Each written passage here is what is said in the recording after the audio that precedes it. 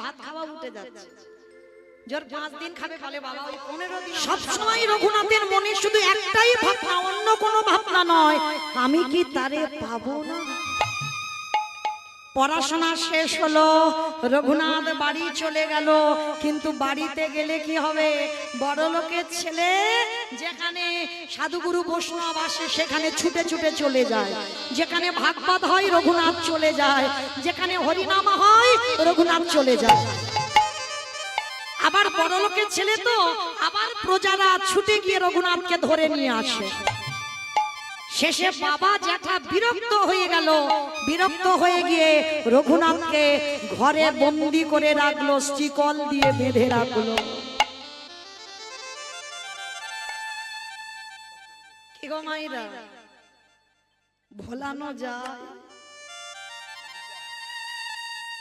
একবার যদি তুমি আমার কৃষ্ণকে ভালোবেসে ফেলো,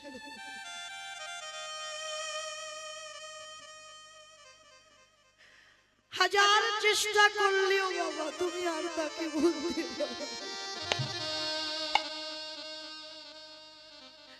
রঘুনাথের হাত বেঁধে দিল, পা বেঁধে দিল, ঘরে বন্দি করে রাখলো।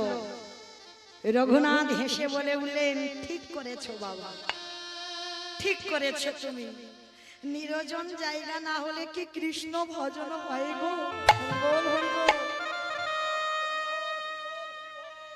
যার জন্য তো পরম বৈষ্ণব বেছে নিয়েছি বাবা, কেদারনাথ বদ্রীনাথ। একেবারে পাহাড়ের মাথায় লোকালয়েতে আমরা মালা করি, মালা হয়, নাম হচ্ছে সংখ্যা বাড়ছে, কিন্তু বাবা ভিতরের নাম হচ্ছে না। ওটা বাইরের নাম, দেহ শুদ্ধ হচ্ছে। ভিতরের নাম করতে গেলে তোমার জানালা দরজা বন্ধ করে ভগবানের প্রতিচ্ছবিটাকে হৃদয়ে ধরতে হবে। আর ওই ছবিটাকে হৃদয়ে ধরে যদি একবার নয়ন জলে কেঁদে একবার মালা করতে পারো, তাইতে মা তোমার সারা জন্ম বন্ধ হয়ে যাবে। তাই রঘুনাথ বলছে, ঠিক করেছো বাবা, আমি চাইছিলাম এই রকম নিরজন জায়গা, এই রকম নিরজন জায়গা আমার ইচ্ছা। বাবা রাতের বেলা করে খেতে দেয় রঘুনাথকে, অত সোজা নয়। 1 সপ্তাহ রঘুনাথ কিছু খায়নি, 1 সপ্তাহ। ভাবতে পারছো? অনেকে শিব চতুর্দশী 2 দিন উপবাস হয়ে গেল, হয়ে যায়নি? আমাদের হয়েছে 2 দিন হয়ে গেছে, কিছু খাওয়া দাওয়া হয়নি, ওই একটু ফল পাওয়া, একদিন তো নির্জলাই হয়ে গেল। তাহলে 2 দিন উপবাস করে আমাদের যদি অত কষ্ট হয়, রঘুনাথ 1 সপ্তাহ কিছু খায়নি গো। বাবা মা কৃষ্ণ ভোলাবার জন্য শিকল দিয়ে বেঁধে রেখেছে, বলে ভুলে যাও ওই নামটা, কিন্তু ওকে তুমি ভুলবে, আর কৃষ্ণ যদি তোমারে ধরে তুমি ভুলতে পারবে? 1 সপ্তাহ যখন খাইনি, জ্যাঠামশাই ছুটে এসেছে, রঘুনাথ, রঘুনাথ, শুনলাম তুই নাকি 1 সপ্তাহ কিছু খাসনি। জ্যাঠামশাই কাঁদছে, অনেক সাধনার ধন তো, কঙ্কাল সার দেহ হয়ে গেছে। দেখবেন বাবা, ভক্ত যদি হয়েছে না, তোমার এই দেহটা কঙ্কাল সার হয়ে গেছে।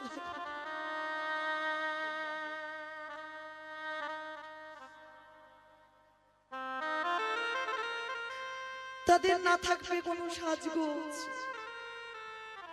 না থাকবে কোনো এলাক পোশাক, না শরীরের কোনো চিন্তা ভাবনা, কারণ তাদের তো একটাই চিন্তা, আমি কি তারে পাবো না। তো রঘুনাথ কি করেছে, রঘুনাথ গিয়ে বাবা যেই না দাঁড়িয়েছে, জ্যাঠামশাই হিরণ্য দাস এসেছে, রঘুনাথ বল না বাবা তোর কি হয়েছে, তুই কিসের জন্য কাঁদছিস?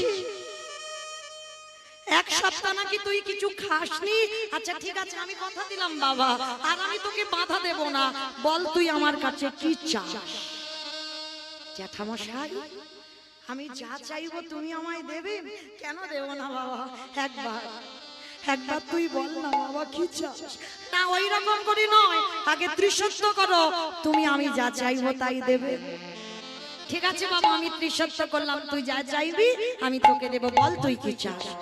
মনে রেখো তুমি ত্রিসত্য করেছো, তাহলে দাও কৃষ্ণ এনে দাওয়া,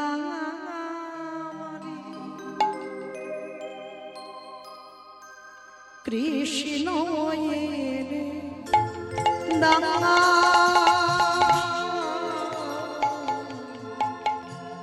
কৃষ্ণ এনে দাও আমারে, কৃষ্ণ এনে দাও,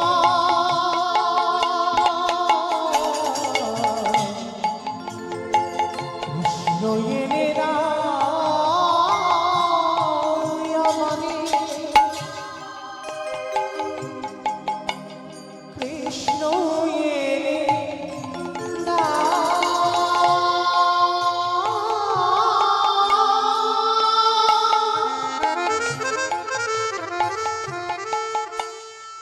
কৃষ্ণ ছাড়া রঘুনাথ আমার প্রাণে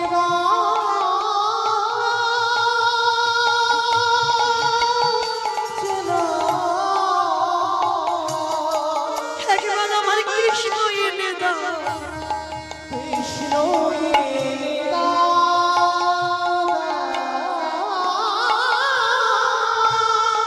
কৃষ্ণ ছাড়া আমার প্রাণে বাঁচে না,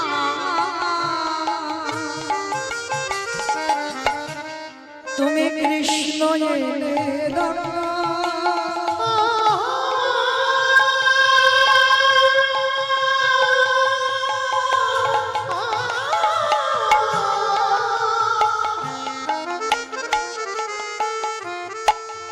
ওই কৃষ্ণ ছাড়া প্রাণে বাঁচে না, কৃষ্ণ এনে দাও, জেঠু কেউ বোঝে না আমার মনের কথা, বলবো আমি কারে, বোঝে না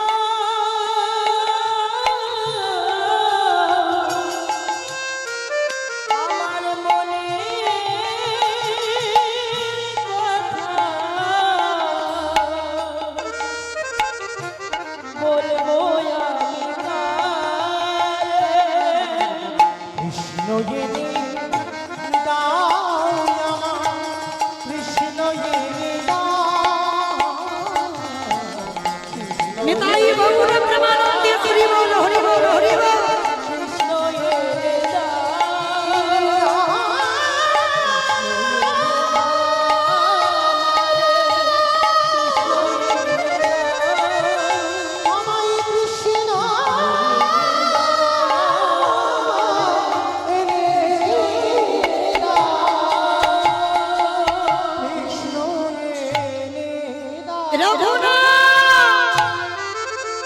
রঘুনাথ তুই তো কেঁদে কেঁদে মরে যাবি কৃষ্ণ কৃষ্ণ বলে। বলদেব আচার্য ছুটে এসেছে খবর পেয়ে, ছোট্ট একটা বালক কৃষ্ণ প্রেমে বিভোর, খাওয়া দাওয়া বন্ধ করেছে। কি গো, পারলাম না এইরকম সন্তান তৈরি করতে,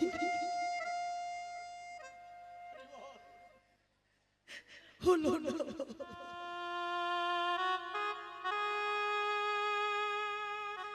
বলদেব আচার্য এসে বলছে, হ্যাঁ রঘু, তুই কি পাগল হয়েছিস? কৃষ্ণ বলে কেঁদে কেঁদে তুই কি পাগল হয়ে যাবি? গুরুদেব বলো না, আমি কি তারে পাবো না? আমি যদি তারে না পাই হে জীবন আমি আর রাখবো না। পাবি বাবা পাবি, তারে তুই পাবি। তবে শোন, কৃষ্ণ বলে কাঁদিস না। রাধা কৃষ্ণ একাত্মা দুই দেহ ধরি, অনন্য বিলাস রস আস্বাদন করি। এই দুই ভাব এবে চৈতন্য গোসাই ভাব রস আস্বাদিতে দোহে কোথায়। নিতাই গৌর কৃষ্ণ প্রমাণ। হরি বল হরি বল। কৃষ্ণ বলে কাঁদতে হবে না, ওই কৃষ্ণ বলিতে গৌর হয়ে এসেছে।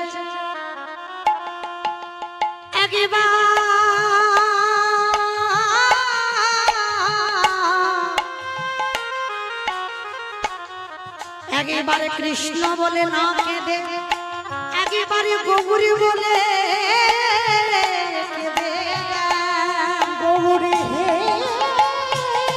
নিতাই গৌর হরি বল হরি বল।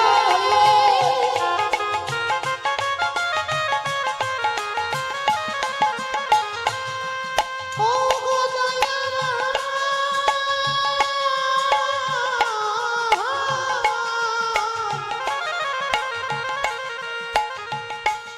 ও গো কৃপাময়,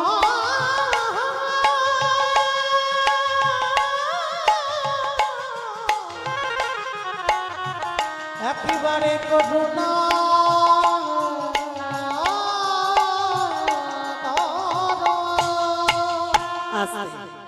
যেই আজকের বাবা যেই বলেছে কৃষ্ণ বলে কাঁদতে হবে না, কৃষ্ণ কলিতে গৌর হয়ে এসেছে নদিয়া। গুরুদেব মানে আমার কৃষ্ণ কলিতে গৌরাঙ্গ বলে, হ্যাঁ তাহলে আজকে থেকে তুই কৃষ্ণ বলে নয়, আজকে থেকে গৌর দর্শনে যাবি। তাই হিরণ্য দাস আর গোবর্ধন দাস বলছে আমি যখন কথা দিয়েছি চল তোকে নিয়ে নদিয়ায় একবার ঘুরে আসি, তোর কৃষ্ণ দেখি আনি। আজকে ছেলের হাত ধরে নিয়ে গেল নবদ্বীপের মাটিতে। বাবা যেদিন নদিয়ায় গেছে গিয়ে সংবাদ পেল 24 বছর বয়সে নিমাই সন্ন্যাসী হয়ে গেছে। দর্শন হলো না, অত সোজা নয়। গুরু দর্শন কৃষ্ণ দর্শন জগতে বড় দুর্লভ। হাজার বার যদি মনে করো আমি দীক্ষা নেব দীক্ষা নেব দীক্ষা নেব না, কৃপা যতদিন না হবে তুমি 10 বার যাবে আর 10 বার ফিরবে, হবে না। আর কৃপা যেদিন হয়ে যাবে বাবা সেদিন তোমাকে কেউ আর আটকে রাখতে পারবে না। সে যেখানে থাকো বাবা, তুমি যদি যেতে না পারো গুরু তোমার কাছে এসে হাজির হয়ে যাবে। এই বিশ্বাস যাদের আছে বাবা তারাই বিশ্বাস করে, আর যাদের বিশ্বাস নাই তাদের শুনেও লাভ নাই। কিন্তু যাদের বিশ্বাস আছে, তো আজকে কি করেছে রঘুনাথ গেল কিন্তু শুনলো নিমাই সন্ন্যাসী, তাহলে কি হবে? ফিরে এলো কিছুদিন পর।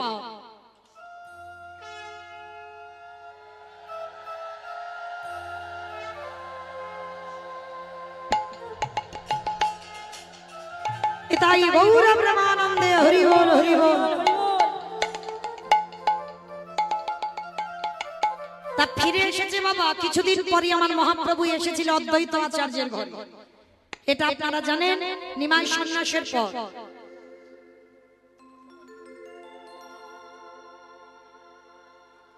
রাধে ভক্তচরণে আমার একটা নিবেদন, কেউ বারে বারে হরিবাসরে আসবেন না। আমি বলছি বলে যেন কেউ কষ্ট পাবেন না বা মনে কিছু করবেন না যে কীর্তনিয়া বলছে, কিন্তু বারে বারে যদি আসেন তো কীর্তনের একটু ব্যাঘাত হয়। তার জন্য আপনাদের কীর্তনের শেষে আমি একটু বাইরে গিয়ে দাঁড়াবো, তখন আসবেন, কিন্তু কীর্তন চলাকালীন নয়। নিতাই গৌর প্রেমানন্দে হরি বল হরি বল। আজকে কি করেছে বাবা রঘুনাথ, যখন খবরটা পেয়েছে অদ্বৈত আচার্যের ঘরে সন্ন্যাসের পরে নিমাই এসেছে, তাই হিরণ্য দাস আর গোবর্ধন দাসের সঙ্গে করে নিয়ে আমার রঘুনাথ গিয়েছিল ওই অদ্বৈত আচার্যের ঘরে শান্তিপুরে। আর শান্তিপুরে যেই না গিয়ে দাঁড়িয়েছে, গিয়ে কি দেখছে জানো? রসে তনু ঢর ঢর গৌর কিশোর বহর।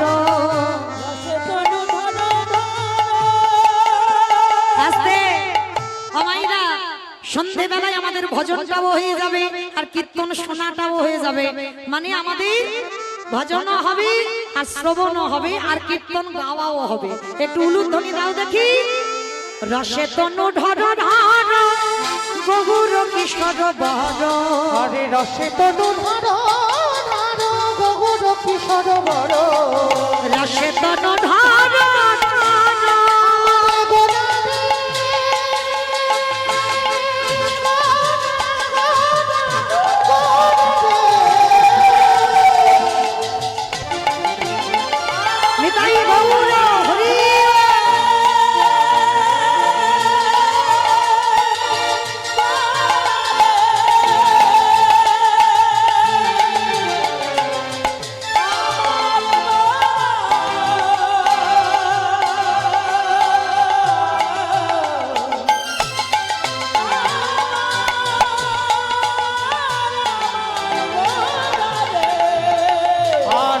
অসে তনু ধারণার গৌর কিশোর বড় এবি নামে শ্রীকৃষ্ণ চৈতন্য আরে এবে নাম শ্রীকৃষ্ণ চৈতন্য এবে নামে শ্রীকৃষ্ণ চৈতন্য আরে এবে নাম শ্রীকৃষ্ণ চৈতন্য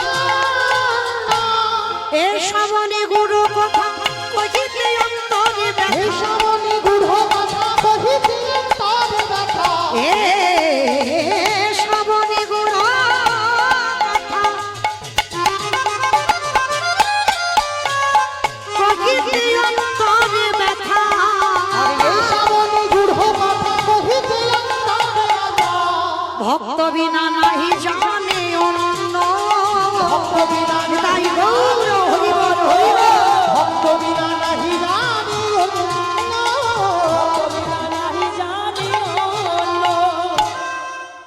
সমস্ত ভক্তদের মাঝখানে দাঁড়িয়ে আছে রঘুনাথ কীর্তন শেষ হলো সবাই প্রণাম করলো আর রঘুনাথ সবার মাঝখান থেকে গিয়ে মহাপ্রভুর চরণে গিয়ে বাবা একেবারে শুয়ে পড়ে দণ্ডবত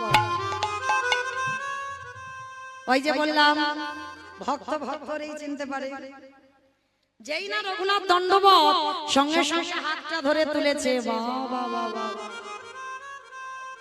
এই তো সেই পেয়ে গেছে আমার আপনজন নিতাই চাঁদকে বলল দাদা আমি যে পাত্রে প্রতিনিয়ত প্রসাদ পাই ওই পাত্র থেকে প্রসাদ এনে আমার রঘুনাথকে একটু প্রসাদ দাও কৃপা হয়ে গেল যারা এতদিন সঙ্গে ছিল তারা মহাপ্রভুর উচ্ছিষ্ট প্রসাদ পেল না আর আজকের প্রসাদ পেয়ে গেল আর যেই না প্রসাদটা দিয়েছে বাবা ভক্তি তো পেয়ে গেল ভগবত দর্শন হয়ে গেল তা কিছুদিন থাকে রঘুনাথ মহাপ্রভু চরণ সেবা করে আর সেবা করতে করতে আজকে বেশ কিছুদিন কেটে যাবার পরে রঘুনাথকে ডেকেছে রঘুনাথ এবার আমি ঘরে ফিরব আমাকে যেতে হবে জগন্নাথ ধাম পুরী ধাম থাকো তুমি এখানে তোমার বাবা মা রাজত্ব দেখভাল করো চলে যাও তুমি তোমার আদি সত্য গ্রামে ফিরে যাও না না গৌরহরি আমি তো ফিরে যাব বলে আমি তোমার চরণে আসিনি তুমি কেন আমাকে পাঠিয়ে দিচ্ছ আমি ফিরবো বলে আসিনি আমি তোমার চরণে আশ্রয় পেতে চাই রঘুনাথ একটা কথা মনে রেখো মর্কট বৈরাগ্য ধারণ করো না মর্কট কাকে বলে বানর হনুমান কিন্তু ত্যাগী আর বানর ভোগ ওই জন্য মহাপ্রভু বলছে বাবা চৈতন্য ভাগবতে মর্কট বৈরাগ্য ধারণ করবে না লোক বৈরাগ্য যেন তুমি ধারণ কোনোদিন না করো যেটা তুমি সঠিক ভজনের পথে আগাতে পারবে তুমি সেই ভজনের পথে আগাও কিন্তু লোক দেখানি ভজন তুমি কোনোদিন করবে না তাই পড়াশোনা করেছো বড় হয়েছো বাবা মার কাছে ফিরে যাও আর বাবা মার জমিদারি দেখভাল করো না প্রভু আমি তো পৃথিবীতে জমিদারি দেখবো বলে আসিনি আমি তো বলে এসেছিলাম কৃষ্ণ ভজিবারে তোরে সংসারে আইলো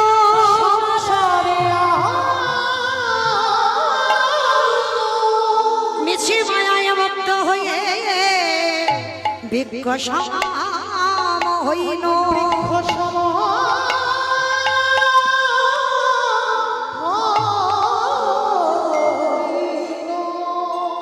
তুমি কেন বোঝো না কেন বুঝতে চাইছো না আমি তো এই দেহটা কৃষ্ণ সেবার জন্য পেয়েছি কে গো এখানে আমরা এতজন ভক্ত জানি সবাই কৃষ্ণ ভক্ত হব বলে এলাম আর হলাম কি মায়ার ভক্ত মায়ার দাসত্ব করছি ভুলে গেলাম আমরা কৃষ্ণ দাস কিন্তু না জানো মনে পড়ে গেল এই যে কৃষ্ণ দাস হতে হবে তো আজকের রঘুনাথ এতটাই ভজন পথে আগিয়েছে তথাপি আমার মহাপ্রভু সঙ্গে নিল না কেন নিল না অত সোজা নয় বাবা একটা কথা মনে রেখো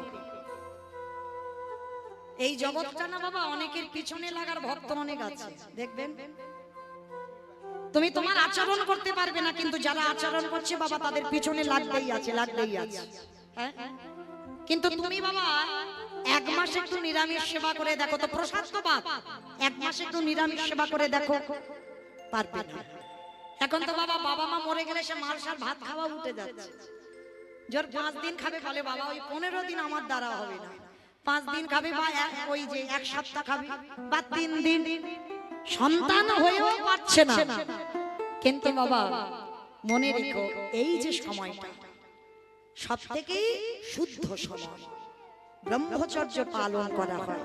পিতা মাতা মরে গেলে আমরা না বলি না অসহজ হয়েছে, অসহজ হয়েছে, না, সব থেকে শুদ্ধ তুমি তখন, কারণ তুমি এই যে হংসী আহার করছো, তুমি ব্রহ্মচর্য পালন করছো, তুমি মেঝেতে তুমি ক্ষৌর কার্য করছো না, তাহলে তোমার মতো পবিত্র সেই সময় আর কেউ থাকে না। যারা প্রকৃত জ্ঞানী হবে তারা কোনোদিন বলবে না ওইটা অসহজ, তোমাকে ছুঁলে আমি অপবিত্র হয়ে যাব, না, তোমাকে ছুঁলে আরো আমি পবিত্র হব। কেন? তখন তুমি ব্রহ্মচর্য পালন করো, আর তোমার মতো পবিত্র তখন আমিও পর্যন্ত নয়। নিতাই গৌর প্রেমানন্দে হরি বল। তাই রঘুনাথ কি করেছে বাবা, রঘুনাথ যখন ফিরে এসেছে, রঘুনাথ ফিরে এলো, মহাপ্রভু সঙ্গে নিল না, কিন্তু একটা কথা বলেছিল, রঘুনাথ তুমি ভজন করে যাও, যেদিন সঠিক সময় হবে তোমাকে আমার কাছে আসতে হবে না, আমি নিয়ে নেব আমার কাছে। ওই জন্য বাবা যে যত ছটফট করি না কেন, যার যখন কৃপা হয়ে যাবে সংসারের মায়াতে কেউ আর বেঁধে রাখতে পারবে না, সব মায়ার দড়ি ছিঁড়ে দিয়ে সে কৃষ্ণ পাবার লালসায় ছুটে যাবে। যেটা নরোত্তম করেছিল, যেটা জমিদার লালা বাবু করেছিল, ভুরি ভুরি প্রমাণ দেওয়া আছে বাবা। তো আজকে কি করেছে, রঘুনাথকে আটকাবার জন্য রঘুনাথকে বিয়ে দেওয়া হলো। যার সঙ্গে বিয়ে দেওয়া হলো নাম ছিল তার রত্নাবতী। এইবার রত্নাবতীর সঙ্গে বিয়ে দেওয়া হলে কি হবে, যে সময়টা ছিল ফুলসজ্জার রাত। মায়েরা, এখানে আমরা বউ হয়েছি, আমরা স্ত্রী হয়েছি, কিন্তু আমরা সহধর্মিণী নয়। হরি বল। তা যেই না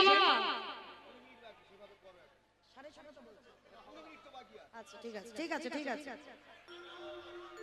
ঠিক আছে, ঠিক আছে, ঠিক আছে, ঠিক আছে, ঠিক আছে, ঠিক আছে, উনি সময় চলে আসবে, আমি সময় ছাড়ছি। হরি বল। তো আজকে রঘুনাথকে সংসারে আটকাবার জন্য বিয়ে দেওয়া হলো, নাম হলো তার রত্নাবতী। কিন্তু রত্নাবতী বউ নয়, রত্নাবতী স্ত্রী নয়, রত্নাবতী ছিল বাবা সহধর্মিণী। ফুলসজ্জার ঘরে রঘুনাথ বসে বসে কাঁদছে, আর রত্নাবতী গিয়ে প্রশ্ন করেছিল, স্বামী কাঁদছো কেন তুমি? আস্তে আস্তে কথা নয়, আস্তে আস্তে আস্তে, এখনো তো আসছে না, সময় আছে, একটু আস্তে। তো রত্নাবতীর সঙ্গে বিবাহ হলো, বিয়ে দেওয়ার পর এইবার ওই রত্নাবতী বলল, বলো তুমি কার জন্য কাঁদো? আমি কথা দিলাম এই রাতের অন্ধকারে তোমার বাবা মা বিয়ে দিয়েছে কৃষ্ণ ভোলাবার জন্য, এই রাতের অন্ধকারে এই সংসার থেকে আমি কৃষ্ণ চরণে তোমায় পাঠাবো। রত্নাবতী মনে রেখো, এ জীবনে কোনোদিন তুমি আমাকে আর পাবে না। রত্নাবতী বলেছিল, আমি তোমার সহধর্মিণী, নাইবা পেলাম তোমার 3টে দিনের স্মৃতি নিয়ে আমি সারা জীবন কাটিয়ে দেব। কি গো, পারবে কোনোদিন? ফুলসজ্জার রাত্রে স্বামীকে চিরজনমের মতো বিদায় দিতে দিয়েছিল রত্নাবতী মা, কিন্তু যাবার সময় একটা কথা বলেছিল, যদি কোনোদিন কৃষ্ণ পাও, একবারে জীবনে তো আমার হবে না, একবার ওই কৃষ্ণ চরণে আমার নামটাকে জানিয়ে দিও। রাতের অন্ধকারে বেরিয়ে পড়ল রঘুনাথ। গেল কোথায়? পৌঁছে গেল জগন্নাথ ধাম, পুরী ধাম। এইবার রঘুনাথের বৈরাগ্যটা দেখে। যখনই বাবা যেটা শুনেছিল রঘুনাথ সংসার ত্যাগ করে পুরী ধামে গেছে, তখন বাবা অন্ন বস্ত্র অর্থ রঘুনাথের জন্য পাঠায়, আর রঘুনাথ সেইগুলো নিয়ে ওই বৈষ্ণব সেবা ভক্ত সেবা দেয়। কিন্তু মহাপ্রভুর এটা পছন্দ নয়। কেন বাবা? এটা মৌমিতা বলছে না, মহাপ্রভু বলে গেল, কাউকে যদি দিতে চাও কিছু, তোমার ডান হাত দেবে, বাম হাত যেন জানতে না পারে। অনেকে আছে না বাবা, স্টেজের উপরে উঠে কাউকে নাম ধরে ধরে ডেকে বস্ত্র দিচ্ছে, কম্বল দিচ্ছে না, তাতে কি হয়? তাতে তাকে ছোট করা হয়, তাকে অপমান করা হয়, সমাজে দেখিয়ে দেওয়া হয় ওর অন্যের অভাব, বস্ত্রের অভাব, ওই জন্য আমি ওকে দান করছি না। এটা মৌমিতার কথা নয় বাবা, যেন ভুল বুঝবেন না। বলছে মহাপ্রভু রঘুনাথকে, তোমার বাবা যেটা অহংকার, আর তোমারও সেই অহংকার আসবে, আমি পছন্দ করি না রঘুনাথ। বন্ধ করে দিল, খবর দিল আদি সত্য গ্রামে কেউ যেন অন্ন বস্ত্র কিছু না পাঠায়। দিন চলে কি করে? লোকের দ্বারে দ্বারে মাধুকুরি করে খায়, সেটাও মহাপ্রভুর পছন্দ নয়। তাহলে কি করি? আনন্দ বাজারে বসে থাকে। আনন্দ বাজার চেনো তো? ওই জগন্নাথের প্রসাদ যেখানে বিক্রি হয়, ওটা আনন্দ বাজার। ওইখানে রঘুনাথ বসে থাকতো, আর যা যা প্রসাদ বেশি হতো রঘুনাথ ওই প্রসাদই পেত, তাতেও প্রভুর পছন্দ নয়। তাহলে কি করবে? মানে কিরকম ঘষে মেজে নিচ্ছে দেখো ভক্তকে, অত সোজা নয়। কৃষ্ণ ভজন এমনি এমনি। তাহলে কি অনাহারি অনিদ্রায় কাটাবি না? তাহলে কাটাবি কি করে? ওই জগন্নাথের সিংহ দুয়ারে বসে আছে রঘুনাথ। এক সপ্তাহ হয়ে গেল কিছু খাচ্ছে না। হ্যাঁ গো, বাঁচতে কি আর পারে? কিছু তো মুখে দিতে হবে। কি দিচ্ছে? জগন্নাথের নালা দিয়ে প্রসাদই ভেসে যাচ্ছে, পচা গলা প্রসাদ। রঘুনাথ তুলে নিয়ে ধৌত করে লবণ দিয়ে সবে মুখে দিতে যাবে, মহাপ্রভু পিছন থেকে এসে হাতটা ধরেছে। রঘুনাথ, রঘু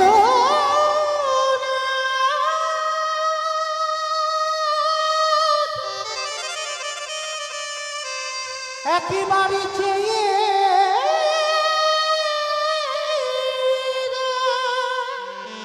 যেই না তাকিয়েছে, মহাপ্রভু প্রসাদই চাইছে না। না প্রভু না, এটা তো পচা প্রসাদ। ওরে মূর্খ, প্রসাদ কোনদিন পচা হয়? প্রসাদ কোনদিন গলা হয়? প্রসাদ কোনদিন বাসি হয়? প্রসাদ জীবনে পচে যায় না। প্রসাদ প্রসাদই হয়। ভগবান সেবা করলে প্রসাদ, ভক্ত সেবা করলে মহাপ্রসাদ। নিতাই গৌর প্রেমানন্দে। জোর করে রঘুনাথের হাত থেকে আমার মহাপ্রভু ওই পচা গলা প্রসাদ কেড়ে নিয়ে বদনে দিয়েছে। মহাপ্রভু এই ভক্তের উচ্ছিষ্ট বড় ভালোবাসেন, আর যেই না বদনে দিল, সঙ্গে সঙ্গে রঘুনাথ জড়িয়ে ধরেছে চরণ দুখানা। মহাপ্রভু বলছে, ওরে তোর আশ্রয় চরণ নয়, আয় আয় আমার বুকে আয়। রঘুনাথ, আজ থেকে জানলাম তোর মতো ভক্তে, তোর মতো বৈরাগ্য আর পৃথিবীতে কারোর হবে না। নিতাই গৌর প্রেমানন্দে। রঘুনাথ চলে গেল রাধা কুণ্ডের তীরে, আর রাধা কুণ্ডের তীরে গিয়ে হা রাধে বলে কাঁদলো। রৌদ্র প্রখর তাপ, রাধারানী নিজের বস্ত্রটা আচ্ছাদন করে রেখেছে। পিছনে তাকিয়ে দেখলো রাধারানী একা দাঁড়িয়ে আছে। রঘুনাথ বলল, রাধে, তোমাকে একা নয়, কৃপা করে তুমি যুগল রূপে দর্শন দাও। রাধা কুণ্ডের তীরে যেখান থেকে রঘুনাথের উৎপত্তি হলো, সেইখানে জীবনের শেষ সময় আমার যুগল মাধুর্য দর্শন করলেন। আজ রাধা গোবিন্দ যুগলে দাঁড়ালে, স্বামীর বামে দাঁড়াইল নবীন কিশোরী গো।